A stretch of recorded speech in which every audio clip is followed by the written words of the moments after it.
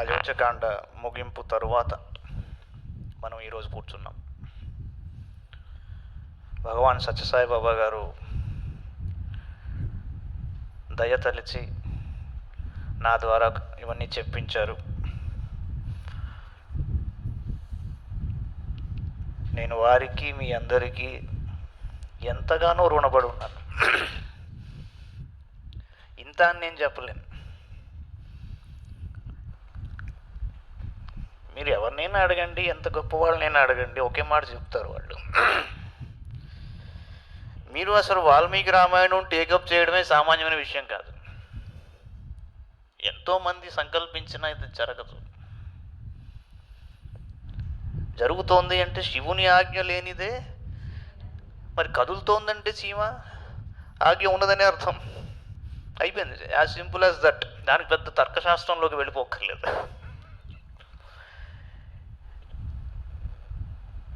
విచిత్రం ఏంటంటే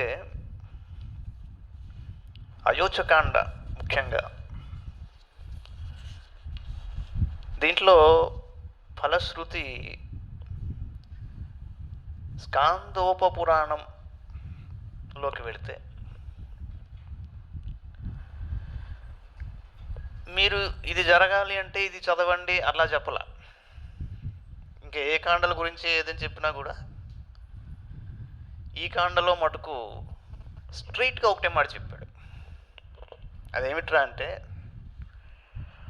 అభీష్టకార్య ప్రత్యూహనాశనం ధర్మవర్ధనం అన్నాడు. అభీష్టకార్య ప్రత్యూహనాశనం ధర్మవర్ధనం పితాపుత్రాది వాత్సల్యం రామదార్యౌధికాం రుచిం అయోధ్యాకాండ పఠనం కరోతి రుచిరం రుణాం అన్నాడు.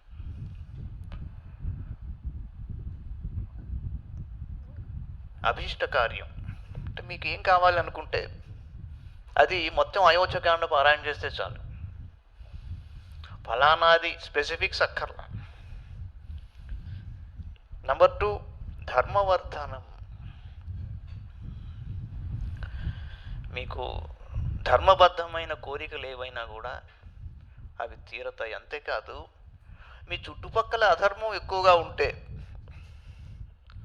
చుట్టుపక్కలే ఉంది, ఒక్కోసారి ఇంట్లో కూడా ఉంటుంది, పెద్ద విశేషం. మీరు స్త్రీలేమో భర్త మాట వింటే బాగుంటుంది అనుకుని సైలెంట్గా అయోధ్యకాండ పారాయణ మొదలు పెట్టారనుకోండి, ఫినిష్.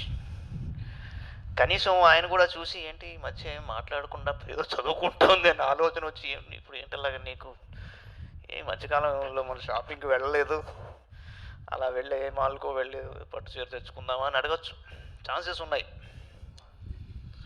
భర్తలు కూడా భార్య కొద్దిగా ఎక్కువగా అజిటేటెడ్గా ఉంటుంది, లేక డిప్రెషన్లోకి వెళ్ళిపోతుంది అనుకుంటే మీరు అడగచ్చు, ఏమండి భార్య మాట వింటలేదు అన్న మాట ఎందుకు చెప్పట్లేదు ఇక్కడ అని. నేను చెప్పను.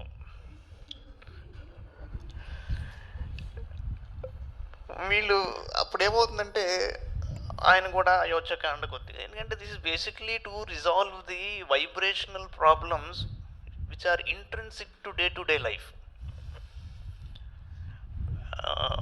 ప్రాకృతమైన జీవితంలో సమస్యలు ఎక్కువగా ఎందుకు వస్తాయి అంటే మనోనిగ్రహం తక్కువ ఉండడం వల్ల. రిస్ట్రైంట్ తగ్గిపోయింది. డాక్టర్ దగ్గరికి వెళ్తే ఎక్కువ ఎజిటేట్ ఎందుకు అవుతున్నారండి, కామ్ డౌన్, ఎక్కువసేపు పడుకోండి అంటాడు. Is it possible? But your body health is directly related to your mental health also. Nutritional values పడిపోయి మెగ్నీషియము, జింక్ అనేవి బాగా డెప్లీట్ అయిపోయి, ఇండియాలో జింక్ అనేది అసలు లేదు basically. That is a problem. అందుకే వీళ్ళు short tempered Indians.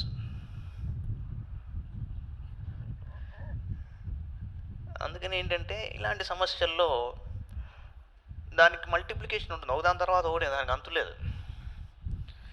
So you exchange arguments. Argumentation వల్ల ఏమవుతుంది, యూ ఎక్స్చేంజ్ ఇగ్నోరెన్స్. సో దాని తర్వాత నీకు అలా వెళ్ళిపోతుంది బండి, అక్కడ అంతు పొందు లేదు దాన్ని. అలాంటప్పుడు కామ్గా ఒకసారి అయోధ్యకాండ తీసుకుని మొత్తం 119 సర్గలు చక్కగా చదివేసుకుంటే ప్రిఫరబుల్లీ వారం రోజుల్లో మీకు మొత్తం అట్మాస్ఫియర్ మారిపోతుంది. అది అయోధ్యకాండలో ఉన్న గొప్ప విషయం. ఎందుకు అలా అంటే బేసికల్లీ మీరు బాలకాండ నుంచి అయోధ్యకాండకి వెళ్ళాక it's a complete transformation. Practical లైఫ్లో జరిగేవన్నీ అక్కడ జరిగాయి. గొప్ప గొప్ప మ్యాజిక్లు ఏం జరగల అక్కడ. శివధనుస్సుని ఎక్కుపెట్టడం, లేకపోతే పాదస్పృశకి అహల్య శాప విమోచనం, ఇలాంటివి ఏం కనిపించవు మీకు. కంప్లీట్ రణరంగం ఏమిట్రా అంటే ఫ్యామిలీలోనే ఒక చిచ్చు. అందుకని ఆ కాండలో అంత పవర్ ఉంది. Human relations. తర్వాత కొంతమంది చెప్తూ ఉంటారు,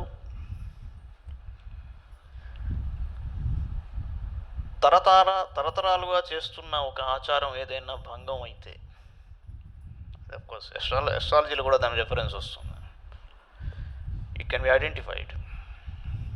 మీ పూర్వీకులు ఏదైతే ఆచరించేవారో ప్రతి సంవత్సరం, లేకపోతే ఏదైనా శుభకార్యం జరిగిన వెంటనే ఏదైనా చేసేది ఉంటుంది, ఎక్కడో బ్రేక్ వస్తుంది. ఇప్పుడు దేవతార్చన ఉంటుంది, కొంతమందికి అనారోగ్యం వలన చేయలేని పరిస్థితులు వస్తాయి. ఇలాంటి చోట ఏమవుతుందంటే ఆ తరాల్లో సమస్యలు వస్తూ ఉంటాయి తర్వాత.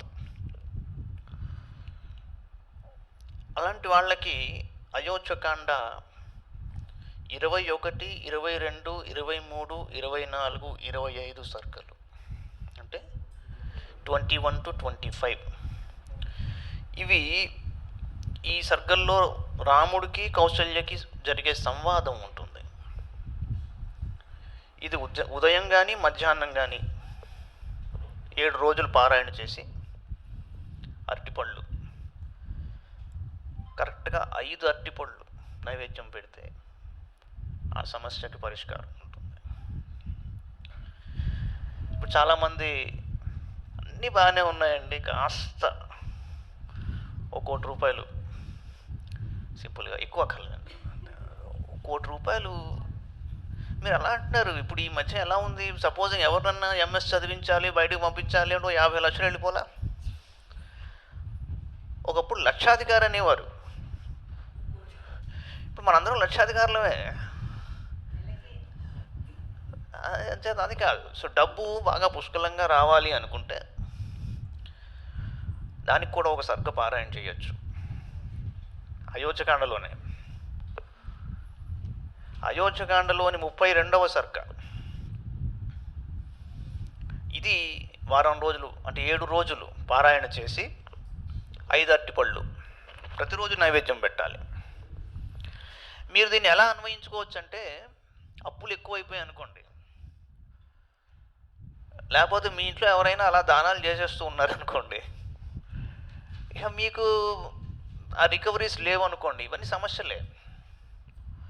సో ఇది 32వ సర్గ అయోధ్యకాండలో ఉంది.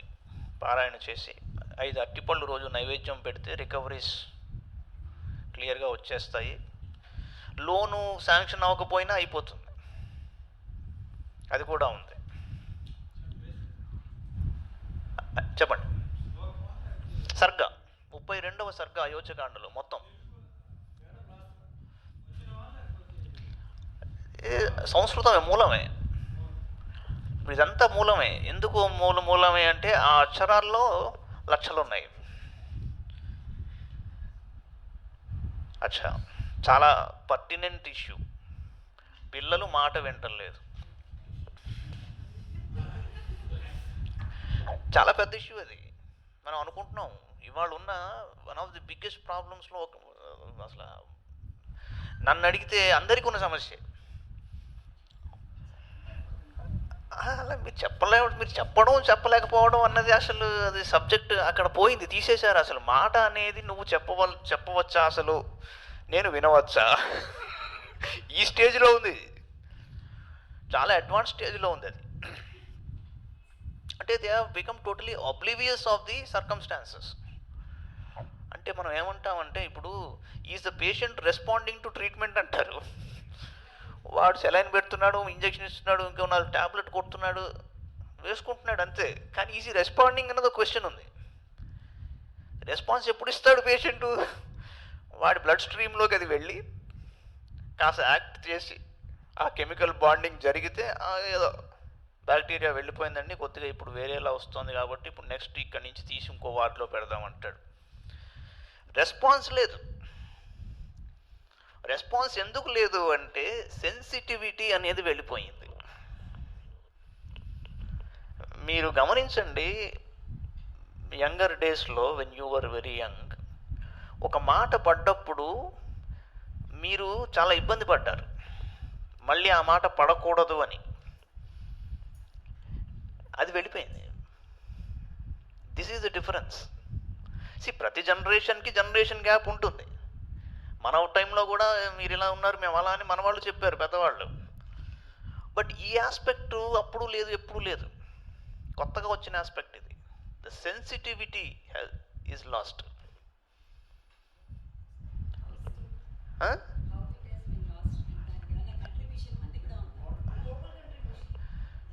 ఇప్పుడు ఇది ఏంటంటే, ఇప్పుడు అంటే భావ ప్రదర్శన అనేది మానవ జీవితంలోంచి వెళ్ళిపోయింది. మీరు ఒక సినిమాలో ఒక గొప్ప దృశ్యాన్ని చూసినప్పుడు పక్కన కూర్చున్న వాళ్ళు ఏడ్చిన సందర్భాలు ఉన్నాయి. ఇవాళ చూపించండి, ఎందుకు వచ్చామరా ఈ సినిమాకి నేర్చిన వాళ్ళు ఉన్నారేమో బయటికి వెళ్ళి.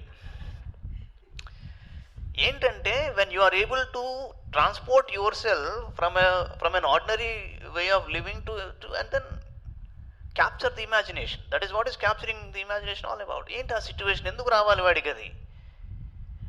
That relationship is lost. The society has failed in enlivening the emotional side of the children. So they have become insensitive to that area. మీరు ఈరోజు కోప్పడి వాళ్ళని భయంకరంగా తిట్టిన మర్నాడే వాళ్ళు మీ దగ్గరికి వచ్చి మామూలుగా వాళ్ళ పనులు వాళ్ళు చేసుకుని వెళ్ళిపోగలుగుతున్నారంటే వాట్ ఈస్ ద రీజన్? మీరు చేయగలిగారు అలాగా? ఒక వారం రోజులు మీరు అసలు అడగడానికి మీకు సిగ్గేసేది ఏమన్నా? నో.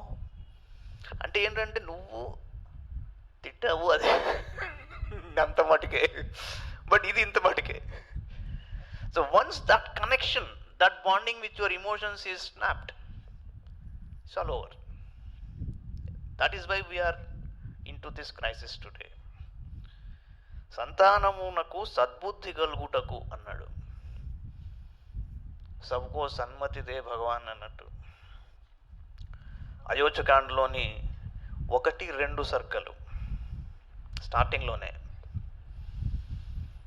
చాలా గొప్పగా ఉంటుంది అయోధ్యకాండ. స్టార్టింగ్లో మొదటి 2 సర్కలు ఏమిటండి అవి? శ్రీరాముడి గుణముల వర్ణన ఉంటుంది. లాస్ట్లో ఏముంది?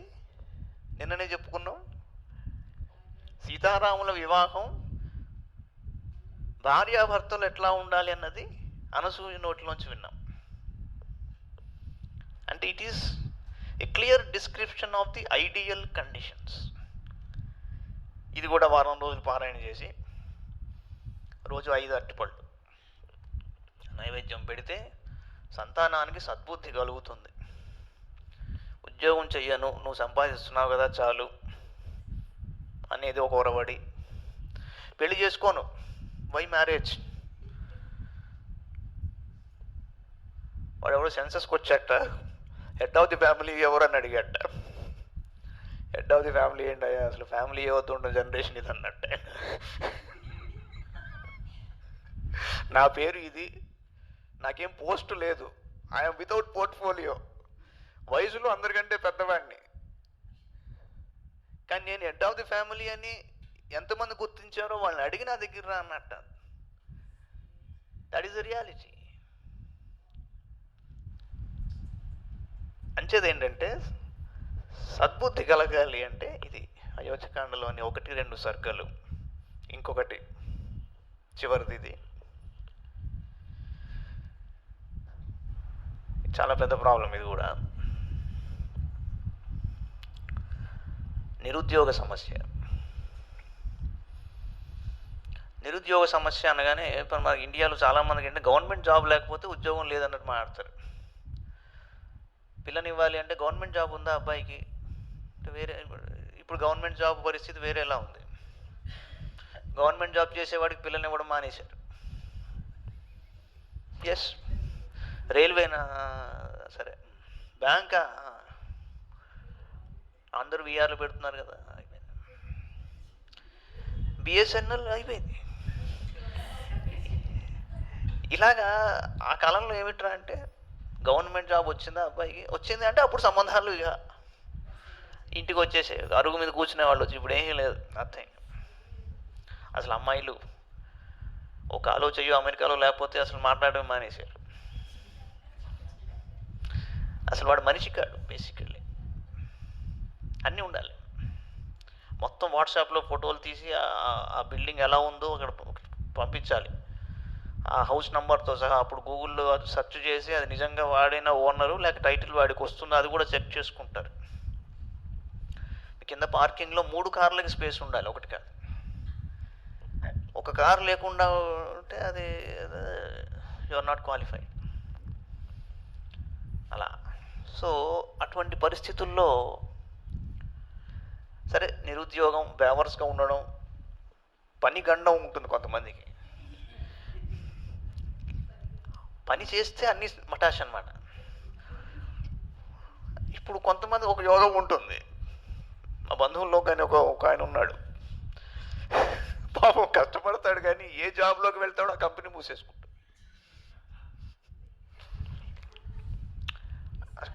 కంపెనీ మొత్తం మూసేస్తారు వెంటనే, just 3 to 4 months. But the greatness is this man never idle. కాకపోతే ఆయన ఎన్ని కంపెనీలు మూయించాడో నా దగ్గర డేటా లేదు. ఇలాగా రకరకాల సమస్యలు ఉంటాయి. తర్వాత మీకు ఇంటికి నోటీసులు వస్తూ ఉంటాయి, ట్యాక్స్ కట్టలేదు మీరు అని. ప్రాపర్టీ ట్యాక్స్, బ్రతికుంటేనే ట్యాక్స్ ఇవ్వాల. ఇన్కమ్ ఉందా లేదా అని వదిలేండి. అసలు కాన్సెప్ట్ ఏంటి? Income tax. If you are having income, it is taxed. Income మీద కాదు, ఇప్పుడు 2 ఇడ్లీలు తింటే కూడా ట్యాక్స్ కడుతున్నాం.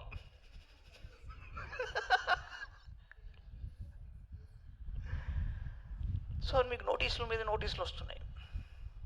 గవర్నమెంట్తో లిటిగేషన్, లోన్ తీసుకున్నారు, క్రెడిట్ కార్డు మొదలు. సో గవర్నమెంట్తో సమస్య ఏర్పడుతుంటే మీకు లావాదేవీల్లో ఇబ్బంది ఉంది. పోలీసు వాళ్ళతో సమస్య ఉందనుకోండి, పొరపాటుగా ఎక్కడో ఎవడికో విట్నెస్ ఇచ్చారు, బలహీనమైన క్షణంలో ఒక సంతకం పెట్టారు, షూరిటీ ఎవడికో, అయిపోయింది. వాడు మీ ఇంటి దగ్గరే ఉంటాడు డైలీ.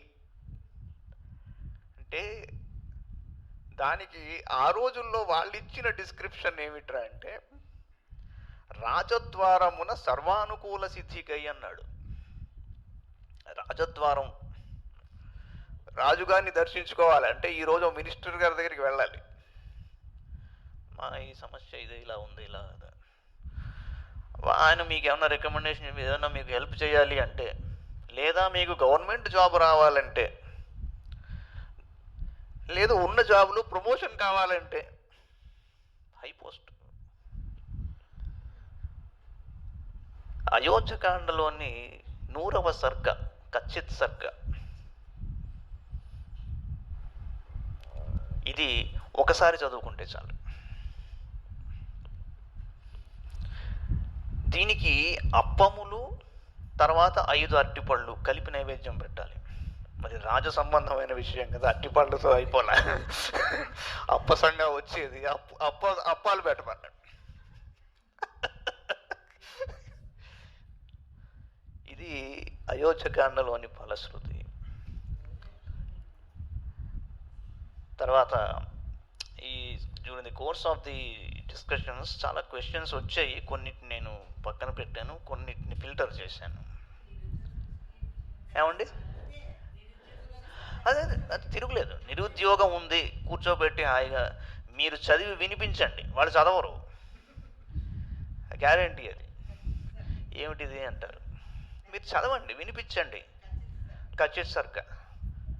లేదు మనం ఇక్కడ చెప్పుకున్నాం, ఆ ఆడియో పెట్టండి, నన్ను తిట్టుకున్నా పర్వాలేదు, నాకేం కాదు.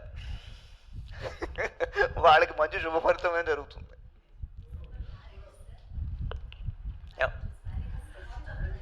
మీకు అసలు మొత్తం అయోచకాండ ఒకసారి పారాయణ చేయండి, అభీష్ట కార్యసిద్ధి. మీరు అంటే అయోచకాండ మొత్తం ఒకసారి చేయగలిగితే నథింగ్ లైక్ ఇట్. ఎందుకు అలా చెప్తారు అంటే కంటిన్యూటీ పోతుంది. ఉదయం లేదా మధ్యాహ్నం, ఉదయం లేదా మధ్యాహ్నం.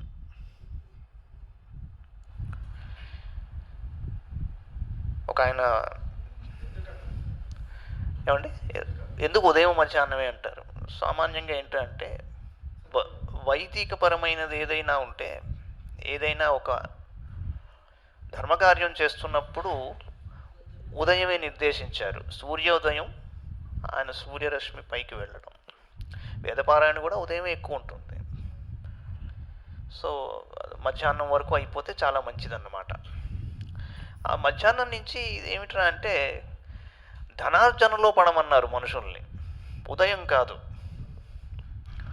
అలా ఒక ఆయన ఏమడుగుతున్నారంటే, మీరు అయోచకాండలో ఒక చోట తథాగత అన్న మాట దగ్గర బుద్ధుడి దగ్గర ప్రసక్తి తీసుకొచ్చారు. బుద్ధుడు చాలా తర్వాత వచ్చాడు కదా, ఇది ఎలా సంభవం? బుద్ధుడి గురించి ఆయన మాట్లాడాడు అంటే అక్కడ అట్లా ఏం రాయలా మహర్షి. నేను ముందరే చెప్పాను, ఆ శ్లోకం చెప్పే ముందరే చెప్పాను, దీని మీద చిన్న కాంట్రవర్సీ ఉంది, నేను అందులోకి వెళ్ళదలుచుకోలేదని కూడా చెప్పాను. అక్కడ మూడు పదాలు వచ్చాయి. బుద్ధుడు, బుధ అన్నాడు, తథాగత అన్నాడు. ఈ తథాగతుడు అన్న expression it has come to be associated with Gautama the Buddha. So అది ఎవరన్నా చేర్చారా? అది నేను చెప్పలే, అట్లా ఉండదు. అక్కడ చెప్పిన విషయం ఏంటంటే వైదిక పరమైన ఆచారాలని ఉల్లంఘిస్తూ నువ్వు ఈ విధంగా చేయడానికి వీల్లేదని జాబాలికి చెబుతున్న విషయం అది. సో బుద్ధుడు అన్నది చదువుకున్న ప్రతివాడిని మనం ప్రబుద్ధుడు అని అంటాం కదా. సో ఈ need not refer to only that. రెండవది చాలా చాలా sharp question, one of the finest. Dasharatha మహారాజు అశ్వమేధం చేశాడు, ఆ తరువాత పుత్రకామేష్టి. మనం చాలా చోట్ల ఎన్నో కావ్యాల్లో, ఎన్నో పురాణాల్లో కూడా కేవలం పుత్రకామేష్టే చూస్తాం. అశ్వమేధం గురించి అక్కడ రాదు ప్రసక్తి. కానీ వాల్మీకి రామాయణంలో రెండు ఉన్నాయి. ఫస్ట్ అశ్వమేధం, తర్వాత పుత్రకామేష్టి. అనే ఋష్యశృంగుడు వస్తాడు, వచ్చినప్పుడు స్పెషల్గా చెప్పాడు ఇలా చేయండి అని, అది కలిపాడు. దీనికి ఎందుకు అలాగా? What is the purpose of అశ్వమేధం? పుత్రకామేష్టి తెలుస్తోంది purpose, but why not only పుత్రకామేష్టి అనేది ఆయన ప్రశ్న. ఈ వెనకాల ఏమన్నా రహస్యం ఉందా? రహస్యం ఉన్నది. అది ఎలా అంటే బ్రహ్మపురాణంలో ఒక మాట చెప్పాడు. శ్రవణ కుమారుడి వధ జరిగినప్పుడు,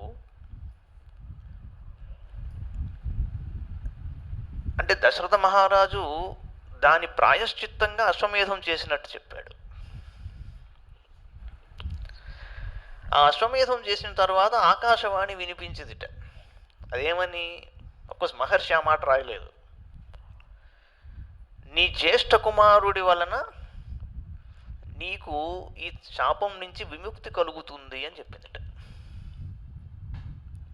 ఇప్పుడు జ్యేష్ఠ కుమారుడు రావాలి అంటే పుత్రకామేష్టి తప్పదు, అందుకని పుత్రకామేష్టి చేశాడు.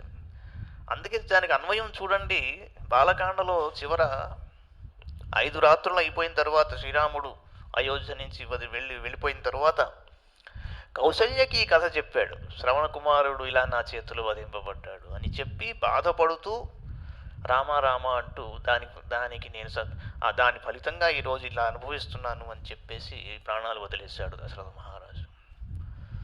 సో ఆయనకి ప్రాయశ్చిత్తము కలిగింది, ఆ శాప విముక్తి కూడా శ్రీరాముడి వల్లనే కలిగింది అన్నది దాంట్లో స్పష్టమవుతోంది.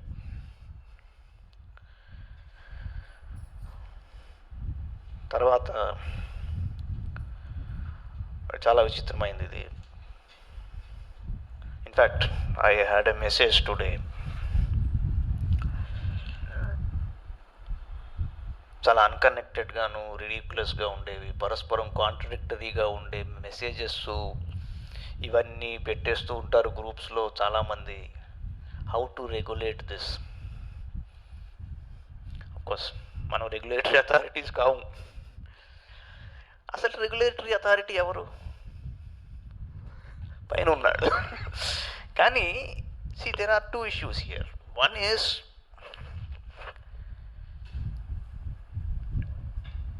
నాలెడ్జ్ ఎక్స్ప్లోజన్ అని అంటారా ఇది, లేక ఇంటర్నెట్ ఎక్స్ప్లోజనా, లేక ఇన్ఫర్మేషన్ ఎక్స్ప్లోజనా? ఏమీ కావు. This is only a nuisance world around us. దీన్ని నేను ఇన్ఫర్మేషన్ అన్ను, నాలెడ్జ్ అన్ను, ఏమీ అన్ను. ఇది ఓన్లీ చెత్త. ఇది స్క్రాప్ కూడా కాదు. స్క్రాప్ కొంత వాల్యూ ఉంటుంది, మనం స్క్రాప్ సేల్స్ చేస్తాం. It has to be treated only as trash, because this is contributing to the depletion of character building, especially in the children and youth. పామరుణ్ణి నేను తప్పు పట్టను. దిస్ ట్రాష్, దీనికి responsible ఎవరా అంటే చదువుకున్న వాళ్ళే. ఆ మధ్య ఒక పోస్ట్ వచ్చింది ఎక్కడో, దాని గురించే ప్రశ్న వచ్చింది. ఆంజనేయ స్వామి ఒక రామాయణం రచించాడు. అరిటాకుల మీద రాసేసి ఆయన రచించి ఆ అరిటాకుల మీద ఉన్నదాన్ని చూసి వాల్మీకి మహర్షి కన్నీరు పెట్టుకుని, ఇదేమిటి నా రామాయణం ఇంకెవరు చదువుతారని బాధపడిపోతే ఆయన రామాయణంతో పని లేదు, రాముడు చాలు అని అరిటాకులన్నీ చింపేశాడు.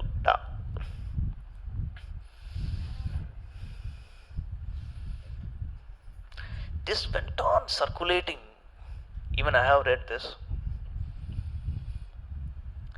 Of course, నేను దాని కింద జస్ట్ కామెంట్స్లో ట్రాష్ అని పెట్టాను.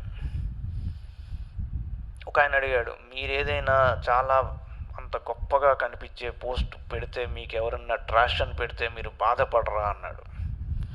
నేను బాధపడిన అన్నాను. ఎందుకని అంటే, అవతల పక్కవాడు ట్రాష్ అని పెట్టింది ఆయనకి తెలియదు కాబట్టి, అసలు దాని గురించి ఏమీ తెలియదు కాబట్టి ట్రాష్ అని పెట్టుంటాడు. నేను ట్రాష్ అని పెడితే ఖచ్చితంగా I know why I'm writing trash. ఆ మాత్రం సంస్కారం ఉంది నాకు. But I will not be polite when I say something like this. కారణం ఏంటంటే, today the circumstances are difficult. Unless you are so curt and strong in such a mission, the society will never realize its folly. చదువుకున్న వాళ్ళకున్న సమస్య ఇది. కావ్య లక్షణంలో మీరు చదువుకుని దాన్ని చమత్కారంగా, పొయిటిక్గా, ఇంకా ఏదో చెప్పదలుచుకోవడం వేరు. బట్ మౌలికంగా మూలం ఏదైతే ఉన్నదో దానిని మీరు ఇది అని చెప్పేస్తే మీరు చెప్పి వెళ్ళిపోయారండి. బట్ అక్కడ విన్నవాళ్ళు, ఇలా పోస్టులు పెట్టుకుంటున్న వాళ్ళు, ఇలా వింటున్న వాళ్ళు, చదువుతున్న వాళ్ళు, చదివిస్తున్న వాళ్ళు, చెప్పేస్తున్న వాళ్ళు, చెప్పిస్తున్న వాళ్ళు కూడా ఎన్ని జనరేషన్స్ని పాయిజన్ చేస్తున్నారు మైండ్స్ని. మీ కీర్తి కిరీటాల కోసం, మీ కీర్తికాంక్షల కోసం మీరు చేస్తున్న ఈ ప్రక్రియ ఏదైతే ఉందో ఇది మహాపాపం. I am declaring without a semblance of doubt, you are worse than the terrorist. You are spoiling the generations and the future generations. ఆ క్రెడిట్ మన ప్రబుద్ధులకే చెందింది. ఇది ఏ ఆటో నడుపుకునేవాడో ఎవడో చేస్తే అలా అసలు నేను మాట్లాడను. ఈ పోస్టులు పెట్టే వాళ్ళందరూ చదువుకున్న వాళ్ళే. మీరు బాలకాండ చదివితే ఏం చెప్పాడు? 4వ సర్గలోని 27వ శ్లోకంలో పరం కవీనాం ఆధారం అన్నాడు వాల్మీకి రామాయణం. కవులందరికీ ఇది ఆధారం అన్నాడు. ఈ రోజుకి కూడా ఇదే ఆధారం. కాదని చెప్పనండి అవునన్న. బృహద్ధర్మ పురాణంలో రామాయణ మహాకావ్యమాదౌ వాల్మీకి నాకృతం తన్మూలం కావ్యానాం ఇతిహాస పురాణయో అన్నాడు. సంహితానాం చ సర్వాసాం మూలం రామాయణం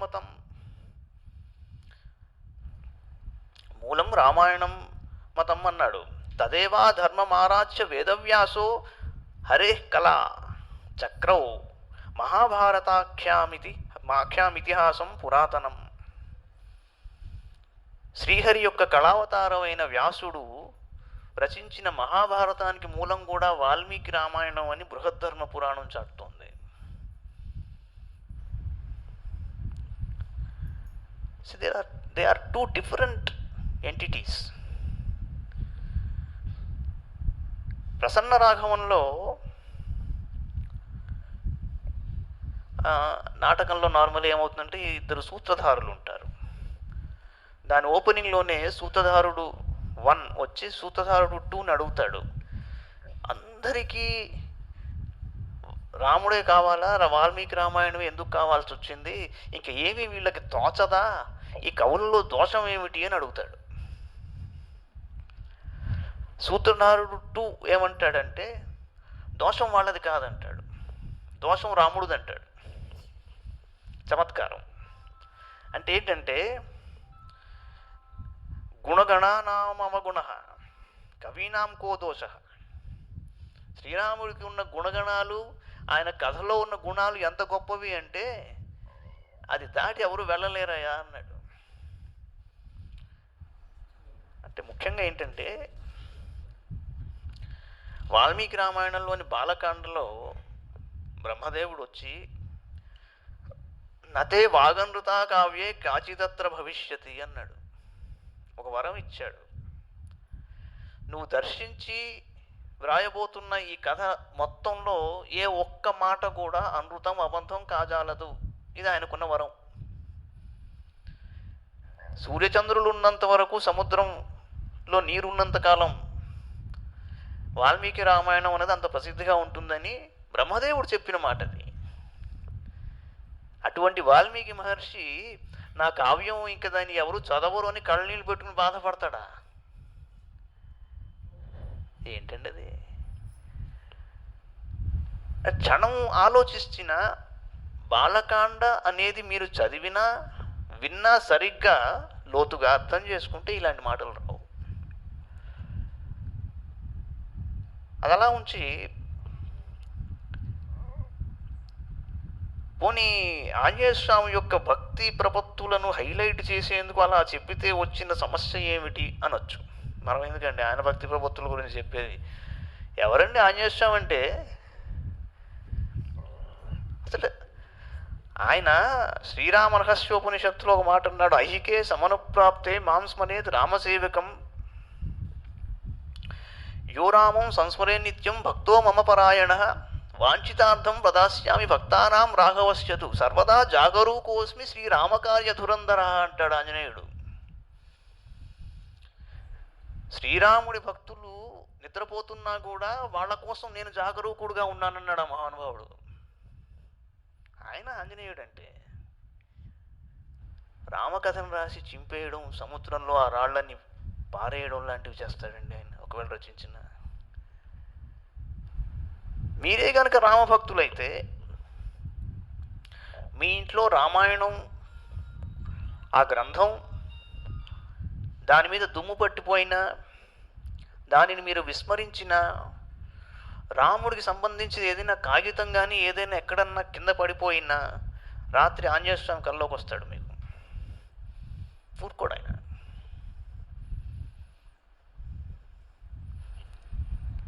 సర్వదా జాగరూకోస్మి శ్రీరామకార్య ధురంధర అన్నాడు ఆయన. అసలు రహస్యం ఏమిట్రా అంటే ఆంజనేయ స్వామి వారి ఆశీర్వాదం లేకపోతే రామభక్తి ఎవరికి రాదు ఈ భూమి మీద. ఆయన ఆశీర్వాదం లేకపోతే వాల్మీకి మహర్షి రామాయణం రాస్తాడా? భక్తితో రచించిన కావ్యం అండి అది. అందుకని అనవసరమైన కంపారిజన్స్ తీసుకువచ్చి ఏదో సాధించేస్తున్నాం చమత్కారంగా అని చెప్పబోయి అసలు తత్వరహస్యాన్ని బావిలో పడేస్తున్నారు మన వాళ్ళు. This is the problem. చాలామంది చేశారు ఆ పనులు, అవి గొప్ప గొప్ప గ్రంథాలుగా కూడా ఉన్నాయి. నేను పేర్లు ఎవరివి తీసుకోను, రోజులు అస్సలు బాగాలేవు. కానీ దయచేసి ఆపండి. This is enough. We have given even enough scope to the westerners to infringe upon our cultural heritage and destroy our self respect. చాలా ఇచ్చేసాం స్కోప్ వాళ్ళకి, ఇక చాలు. ఎందుకు మనకి? That is one of the issues. తర్వాత ఇంకో చిన్న విషయం,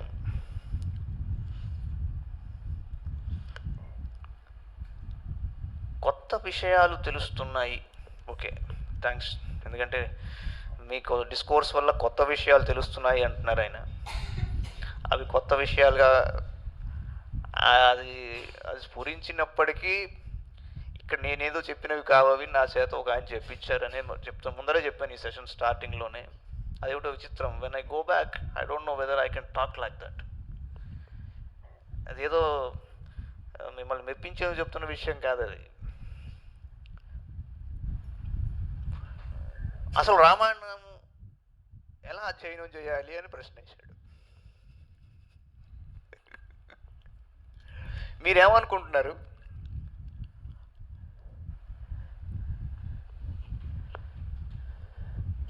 ఏమండి? అంటే ఆయన తీసుకున్న ప్రిమైజ్ ఏంటంటే,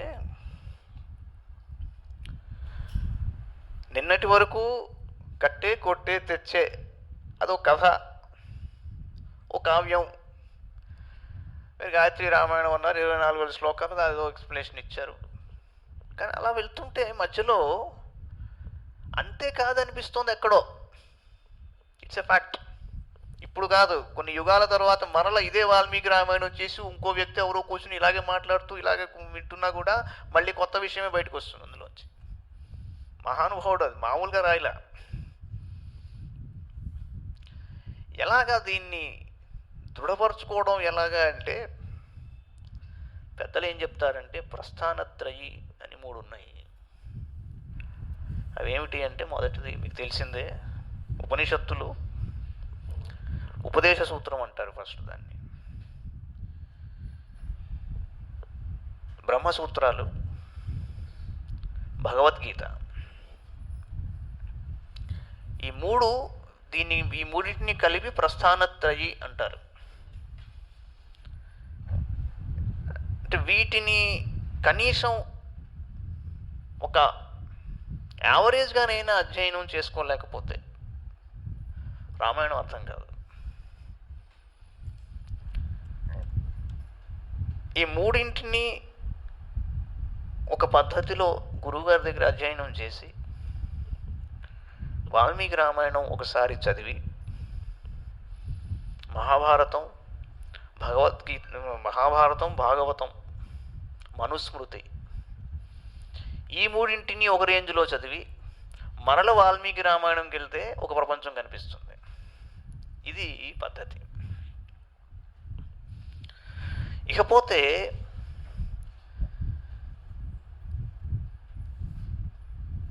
శివ మహాపురాణం, స్కాంద పురాణం ఇప్పుడే మనం చెప్పుకున్నాం, ఉమా సంహిత, శ్రీరామ రహస్యోపనిషత్తు, శ్రీరామ రహస్య తాపిని ఉపనిషత్తు, ఇలా కొన్ని ఉన్నాయి. బ్రహ్మపురాణం, తర్వాత బృహద్ధర్మ పురాణం, ఇలాంటివి కొద్దిగా అధ్యయనం చేసి, భట్టి కావ్యం అని ఒకటి ఉంటుంది, యాక్చువల్ వ్యాకరణానికి చెందింది, ప్రసన్న రాఘవం, భావార్థ రామాయణం, అధ్యాత్మ రామాయణం, ఇలాంటివి కొన్ని రామాయణాలని కంపారిటివ్గా చూడడం కోసం చదివితే ఈయన అక్షరాలతో పదాలతో ఎలా డ్రామా సృష్టించాడు వాల్మీకి మహర్షి అనేది అక్కడ అర్థమవుతుంది. అంటే కావ్యం కూడా తెలుసుకోవాలి అంటే I'm suggesting those into literature, literary స్టైల్స్ని అర్థం చేసుకోవాలంటే ఆ రూట్లో వెళితే తెలుస్తుంది.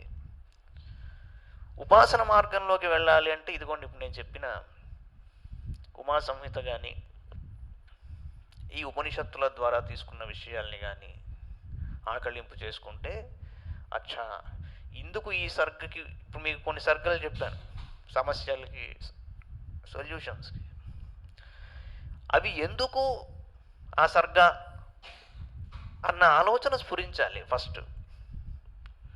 దానివల్ల ఎందుకు మనకి వస్తోంది, ఏముంది ఆ స్వరాల్లో ఉన్న పవర్ ఏమిటి, ఆ కథలో ఉన్న గొప్ప విషయం ఏమిటి అని ఆలోచిస్తే you will go back to that. Then ఆ రూట్ ఓపెన్ అవుతుంది, ఆ విండో. అలాగ వాల్మీకి రామాయణాన్ని అధ్యయనం చేయవలసిన అవసరం ఉంటుందన్నమాట.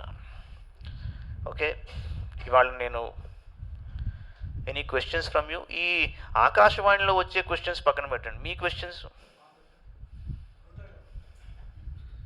ఏం లేవా?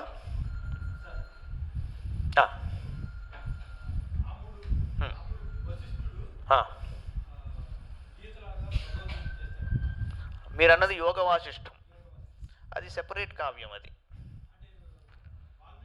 వాల్మీకి రామాయణంలో లేదు. అది యోగ వాసిష్టం అన్నది కూడా చాలా ప్రామినెంటే, చాలా గొప్ప విషయాలు ఉంటాయి అందులో. అది కూడా పెద్దలు చెప్పడం, వాల్మీకి రచన చెప్తారు. బేసికల్లీ ఇది ఎలా ఉంటుంది అంటే 24,000 శ్లోకాలు ఏదైతే సంకలనం ఉన్నదో అది వాల్మీకి రామాయణం మటుకు అంత మటుకేది. దాంట్లో ఉన్న ఆ కథ ప్రస్థానం అంతా మనం చూస్తున్నాం, ఒకదాని తర్వాత ఒకటి. కాలక్రమంలో కొన్ని బయటకు వచ్చి, ఇప్పుడు హనుమన్ నాటకం అన్నారు, అలాగే హనుమత్ సంహిత అంటారు. ఇవి తర్వాత ఇప్పుడు మీకు 13th సెంచురీలో బయటకు వచ్చిన కావ్యం ఒకటి హనుమన్ నాటకం. ఇలాగ కొన్ని యోగ వాసిష్టం అని కొంతమంది ఏం చేశారంటే, ఇప్పుడు చాలా ప్రాచుర్యంలో ఉన్న ఒక కథ ఉందనుకోండి, రామాయణమే ఉన్నది, మిగతా కథలన్నీ దానికి ఆపాదించేసి వాటికి కూడా పాపులారిటీ తీసుకొస్తారు. They may be per se popular, ఇప్పుడు రామాయణం వల్ల ఎక్కువ పాపులర్ అవుతాయి. శ్రీరాముడు ఇక్కడ కూర్చున్నాడు, లక్ష్మణుడు అక్కడికి వెళ్ళాడు, 100 రూపాయలు ఇయ్యి అంటాడు టూరిస్టు. అలా మీరు ఏంటి శ్రీరాముడు ఇక్కడికి ఎందుకు వచ్చాడు అని అడగచ్చు. మీరు చాలా ఎక్కడికి వెళ్ళినా అడుగుతారు. కొంతమంది ఏమంటారు, శ్రీరాముడు అడుగు పెట్టని స్థలం లేదు ఈ భూమి మీద అంటారు. కరెక్టే, కానీ ఏంటంటే the geography of Valmiki Ramayana is different, not the same geography which we are experiencing now.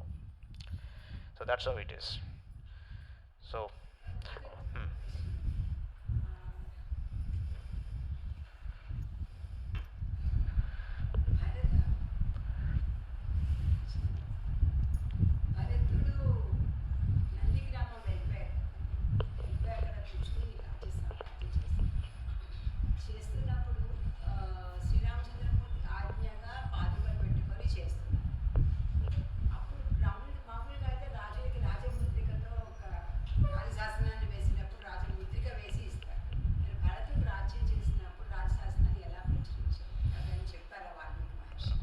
అక్కడ ఏంటంటే ఆ కాలానికి there was no return document, అంటే ఆర్డర్స్ వర్ నాట్ డాక్యుమెంటెడ్. అది బ్రిటిష్ వాడు తెచ్చింది. రాజముద్ర అనేది మనం వేసుకునేది, ఎవరైనా వేసేస్తున్నారు బయట 10 రూపాయలు ఇస్తే. సో ఆ కాలంలో రాజుగారిలో ఒక ఆజ్ఞ ఇలా ఇచ్చారు అంటే that's it, it has to be implemented. Any other question? నేను వచ్చే వారం భద్రాచలం వెళ్తున్నాను రామయ్యని దర్శనం చేసుకునేందుకు. మీ అందరి తరఫున కూడా నమస్కారం, స్వామివారిని ప్రార్థిస్తాను మీ అందరి ఆరోగ్య ఐశ్వర్య అభివృద్ధి కోసం. ఆ పై వారం సోమవారం నుంచి మనం అరణ్యంలోకి వెళదాం. సర్వం శ్రీకృష్ణ అర్పణమస్తు. సాయిరామ్.